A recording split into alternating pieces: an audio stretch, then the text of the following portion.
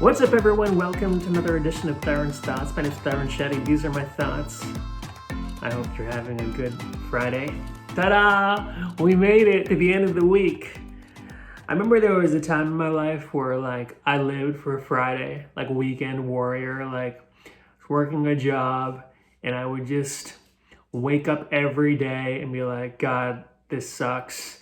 And the weekend would come and you hit Saturday, Sunday, and it goes by so fast. And then you have that dread on Sunday night and you're like, oh my God, I gotta do this all over again. And then you're just counting down the days and it sucks. But then when you don't have a job, every day is exactly the same. So I don't know what is better. I think maybe they're both equal to some extent. I heard this great joke by Louis C.K. and he was talking about how I think he was doing the George Lopez show, so you can find this yourself on YouTube. But he was talking about how he didn't like waking up in the morning. And he was like, I have quit entire careers because I didn't want to wake up in the morning. I'm just not going to be this person because I don't want to wake up.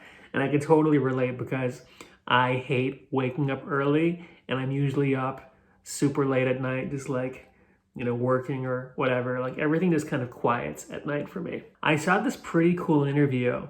You can look it up yourself. It's a guy named Peter Lasalle. He was the producer booker of the Tonight Show. And I understand maybe this might be pre-generation. A lot of people here are younger who are watching this. But the Tonight Show with Johnny Carson was huge when I was a kid. It was even before my time to some extent.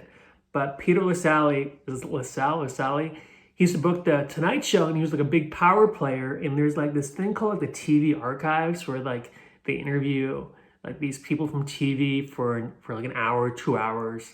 And they've interviewed Gary Shamling and all the celebrities, people who are really influential, agents. It's really informative. So sometimes I watch stuff like that because I just like to know my history. And he was talking about something that I talked about yesterday. He was talking about David Letterman and Jay Leno, about how they were battling for Johnny Carson's chair when he retired. And it was really interesting to me because he, what he said? He said Letterman was the more skilled host, right? He was more well-rounded.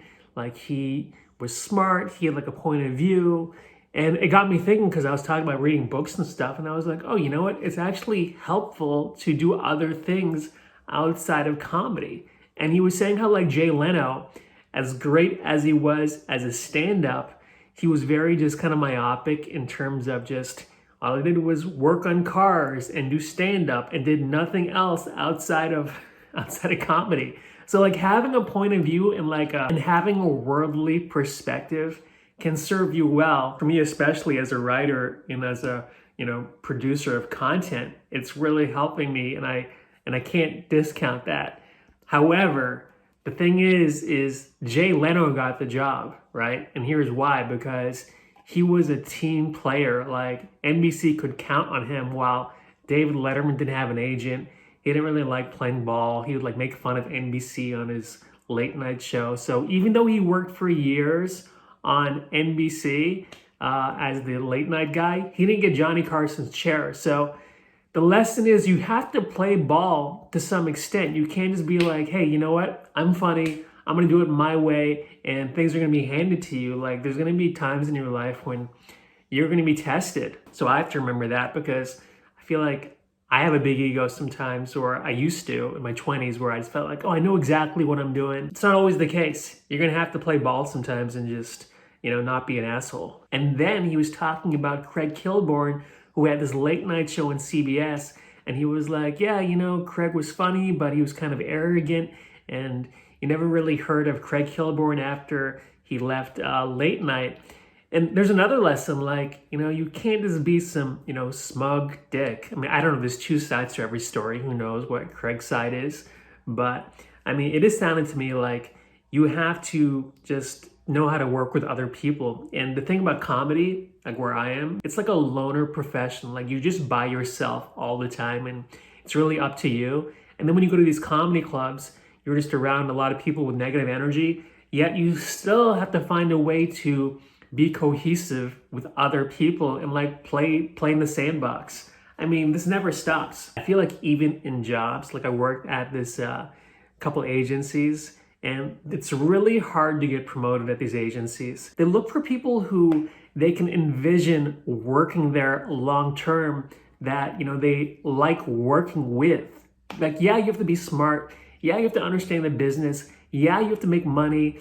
But at the end of the day, it's like, hey, can I be in the conference room with this dickhead for 8 hours a day? I mean, that's what it comes down to. I mean, do people like me? I don't know. I kind of gave up on that a few years ago, but I try to just be who I am. And if people like me, great. If not, well, I did my best. I think about that sometimes with social media.